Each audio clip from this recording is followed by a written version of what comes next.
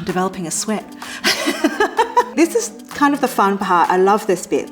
You kind of can't have too much cheese. More cheese the better. Hi everyone, I'm Hetty McKinnon. I'm a food writer and a contributor to Epicurious. Today I'm going to show you how to make hand-pulled noodles using very basic pantry ingredients and how to make the perfect cacio e pepe sauce that's going to stick beautifully to your noodles. And I'll be showing you the hows and the whys behind this dish. The recipe is from my new book, To Asia with Love. Cacio e pepe is one of the most classic sauces out there. It's a Roman sauce, and I really want to put this together with an unexpected addition, which is an Asian style noodle rather than pasta. Okay, let's get started. Let's make noodles. The joy about hand-pulled noodles is the inconsistency in the shape. You might have jagged edges and they're perfect to catch on to any sauce, which makes it really delicious. So let's talk about our choice of flours. In this recipe, I've chosen to use bread flour, which has the highest content of protein. Protein is basically the gluten content in your flour, and it's what's going to make your baked product nice and chewy. You can also use all-purpose flour, and it's not going to be as chewy or as robust, but it's absolutely going to work in this recipe. This is what you would use in like gluten-free cakes or biscuits, things like that. Rice flour is an interesting one because we do use it to coat the noodles after we've pulled them. It stays on the outside of the noodles and it's going to stop the noodles from sticking together. Buckwheat flour is a gluten-free flour. It's actually the main ingredient in soba noodles. In a hand-pulled recipe, it's not going to work because there is no gluten in it and it's not going to pull. We are going to use a scale for this recipe. You can use cups to measure flour, but as you know, cups can give you lots of different end results. There is a lot of variance according to how you scoop your flour into your cup. It's always better to use scales. And we're going to measure out 450 grams of bread flour. That's a bit too much, so I'm just going to pull some out. So the great thing about scales is you can get the flour very, very exact. So I'm going to add some salt, mix that through, and then I'm just going to slowly hydrate the flour. So I'm using room temperature water here. Temperature of the water really matters. There are some doughs where you use hot water, almost boiling water. The hot water actually breaks down the gluten content, making the dough easier to work with, easier to roll out. We want the end result to be chewy, so we don't want to break down any of the gluten. So having room temperature water will give you the best result in this case. Now at this stage, the dough is going to look really dry. You are going to be tempted to add more water because it looks like you haven't added enough. But resist. This is a dry dough. So now we can take the chopsticks out or your spoon out, and we're just going to slowly and patiently work the water into the flour so that every little speck of flour has been hydrated. Once most of the flour has been hydrated, we're going to turn your dough out onto your surface. So we're just going to knead this for 8 to 10 minutes until it's cohesive. So what we're doing now is developing the gluten. It's going to give you a chewier consistency and give you a nice bite when you bite into the noodle, which is what we're looking for this particular recipe. It's going to look a little rough, and that's okay because we're going to rest it next. I'm developing a sweat. With this particular dough, what we're looking for is a smooth looking consistency. When we poke it, we want it to bounce back. So this is, I call this the poke test. So I'm just gonna let this rest by wrapping it in some cling film. I really recommend cling film because it's just gonna stop your dough from drying out. If your dough dries out, you're not gonna be able to stretch it. It's gonna have a dry skin on the exterior and it's just gonna really ruin your noodles. And we can reuse the plastic later on, so we'll reduce our wastage. So once your dough is wrapped up, we're gonna let this rest for 45 minutes. Resting it for 45 minutes is the bare minimum. That's gonna give you a dough that's just soft enough for you to work with, but if you have longer, please let it rest for longer. So after 45 minutes, this is what your dough is gonna look like. It's beautiful and smooth, and you can see if I poke into it, it's not gonna bounce back as much because it's relaxed. So this is your second knead. It's going to be a short knead, about 2 to 3 minutes. And look how beautiful and soft that is. This is going to give you a chewier texture. Look how smooth that is now. but I can already feel it. This is not going to stretch. So you do need to rest it before you stretch it. That's a good mantra for life, rest before you stretch. So after a 2-minute knead, it's looking beautiful and smooth. It's bouncing back again. So now we're going to let this rest for a second time, just for about 15 to 20 minutes. So this is the dough after the second rest. It's been rested for about 15 to 20 minutes. Gets a little bit sticky at this stage. So I'm just going to dust some flour onto the work surface. We're going to cut this into 4 pieces, as equal as you can, but it really doesn't matter if it's not equal. Don't put too much flour because it's going to change the consistency a little bit. Just enough so that it's not going to stick, because the last thing you want is for the noodles to stick together. So we're going to take 1 ball of the dough and we're going to keep the other 3 wrapped up in plastic, because you're focusing so much on the dough that you're working with. It's going to dry out. So we're just going to wrap that back up in plastic just to make sure that it doesn't. So we're going to roll this out into a rectangle that's about 9 by 12, but it doesn't have to be exact because we're going to stretch the strands anyway. When you're rolling, I like to get it into kind of like a rectangle because that's just going to give you a better shape when you're rolling. And obviously, if your dough is feeling sticky, just pop a little bit of flour on your rolling pin. Now you can see with this dough that as you're rolling, it does bounce back a little bit, and that's what you want. Well, that's more of a square. It's actually looking like a rectangle. Okay, so that's about right. These noodles are best cooked straight away. So you could have a pot of water going in the kitchen so that after I've pulled these noodles, I can throw them straight in and I can get cooking. These noodles can be cut to any width you like. You can cut them quite thin or you can cut them really thick. Bear in mind, when you stretch it, it's going to become thinner. Might just do about 1 inch today. This is a very similar recipe to the bang bang noodles, which is from the Shan province in China. I am not a noodle master. I saw this recipe as more of a gateway for home cooks into noodle making. This is kind of the fun part. I love this bit. So we just pick up each strand and we're just going to gently pull. And that's it. Nothing fancy at all. And if it does snap, which sometimes it does, I've experienced that a lot, it's fine. You're just going to have a shorter noodle.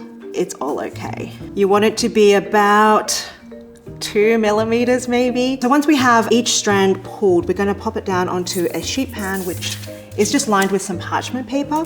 I like to dust this with some rice flour. If you're going to use plain flour or bread flour to dust it, that flour is just going to absorb into the noodle. It's not going to prevent them from sticking together.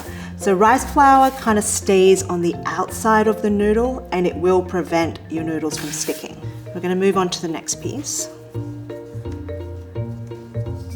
Do I cut this in 2 or do I just do a thick one? I'm just going to do a thick one, I think.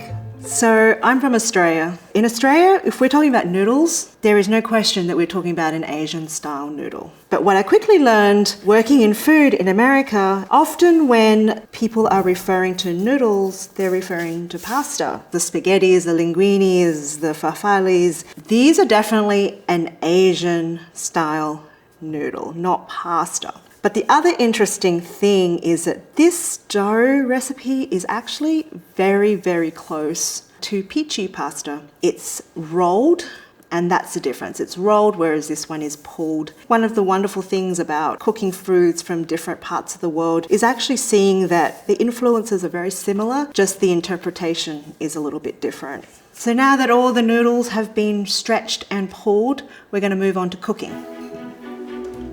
Now with all good pasta sauces, but particularly with cacio e pepe, you need to have all your ingredients ready to go. Once the sauce is ready, you need to have your noodles ready. So these 2 things need to happen kind of at the same time. But first we're going to start with cheese. For a cacio e pepe, the traditional cheese is a pecorino, which is a sharp, tangy sheep's milk cheese. But you can use some other sharp, hard cheeses for this recipe. Parmigiano Reggiano, or Parmesan. Or you could use a Grana Padano, which is a bit more mild than Parmesan. This is an example of the types of pecorino you would buy from your supermarket, which has been pre-grated. This is the finer grate that you're going to get. yet, it's still quite moist. The pieces are quite large, which is going to make melting more challenging. This is actually a 3 cheese mix. The outside of the cheese feels really dry. I'm going to say this is probably not going to melt at all. I really do recommend you try and get your hands on a fresh block of pecorino and grate it fresh, because freshly grated cheese has the most moisture and it's going to melt the best when you're applying heat. It doesn't matter what pre-grated cheese you buy, freshly grated is always better. You kind of can't have too much cheese. So we need 6 tablespoons of butter for this recipe. So this is just 1 stick. I'm just going to separate 6 tablespoons. And we're going to incorporate butter at 2 stages here. At the beginning of the process and also at the end. So what we have here is a skillet that is on medium heat. Make sure it's hot. Then we have a pan of salted water, and these 2 things are going on at the same time. So the first thing we're going to do, add your butter into the pan to melt. So this pan is on medium because if you put it on too high, the butter will melt very quickly and then it will burn. The next thing we're going to do is we're going to get all your noodles. We're going to throw them straight into the pot of water. Make sure the heat is high so that they can boil. Stir your noodles when they're in the water. This will just prevent sticking. So you can just kind of move the butter around in the pan just to encourage it to melt. So once it's nice and foamy like this, we are going to add the pepper. Cacio e pepe is traditionally made with black peppercorns. And we're just going to let that cook for about 20 to 30 seconds. And what you're looking for here is you want to smell the pepper, that kind of pungency and spiciness. So if you find that because you've just added a whole heap of noodles into the boiling water and it's not boiling as quick as you want it to, and your butter is burning and your pepper is burning, what I would do is just really take the pan off the heat. It'll still cook a little bit, but it will stop it from burning and you've not ruined the dish at all. So I usually let them float to the top and then let them cook for like 30 seconds, just floating around, and then they're ready. So that's the joy of handmade noodles, is that they cook really fast. So put that straight into the pan. It's actually fine, you don't need to drain the noodles because a little bit of pasta water works well. And in fact, we're gonna actually dig out about half a cup of pasta water now. Your noodle water is always your friend because it really helps your sauce emulsify. Into this pan now, we're going to add the miso. So miso is a fermented soybean paste from Japan, and there are many different types of miso on the market. So the different colors of miso are in relation to how long they've been fermented. Now, usually the white miso has only been fermented, say 3 to 6 months. That is the most common length of time. The red miso has been fermented for at least a year. You can see the differences in color, and that's purely from fermentation. This one is a brown rice miso. It's also got soybeans in it, and it actually smells very fermented. This one's been aged for about a year. So in today's recipe, I chose to use just your everyday white miso. It's the one that I commonly have in my fridge. It's not too dark, so it's not going to hugely influence the color of the finished dish, and it just imparts a mellow umami. We are going to add your remaining 2 tablespoons of butter, and then we're going to add some noodle cooking water. I'm going to add about half of that, about 1/4 cup to start with. The noodle cooking water really just helps your sauce emulsify and come together. The second time we add the butter emulsifies with the noodle cooking water and becomes your sauce. This is almost ready. We're going to turn off the heat, and you can see like how silky that is, and every strand of noodles has been coated in the butter, miso, and the noodle cooking water. And now we're going to add about half of your pecorino. I like to just add a little bit of salt at this stage. It's already quite salty. If you don't like your food too salty, you can taste it before you add the salt. So I've turned off the heat at this stage because I don't want any more cooking to happen. The residual heat in the skillet is enough to melt your cheese. And that is done. Okay, we are ready to plate this. Oh. Exactly what you expect noodles to do, right? So for serving, we will add a little bit more pecorino on the top, and of course, a little bit more pepper. And we're ready to go. Is this when you try and eat elegantly on camera? Look at that. Who doesn't want to eat this? I'm going in. So good. Everyone says that about their own food, but it is really good. I love how the extra cheese on the top is just melting on. So delicious. It's unashamedly salty, which I love. And the pepper, it's so punchy and spicy. This is what I call joyous food. You know, there's really something really special about creating a dish from scratch, from start to finish, and using really basic ingredients too. I hope you all get to try making hand-pulled noodles at home and to see how easy it actually is to create this yourself. The recipe is in the description and also in my book. Thank you for watching, everyone, and I can't wait to see everybody making their own hand-pulled noodles.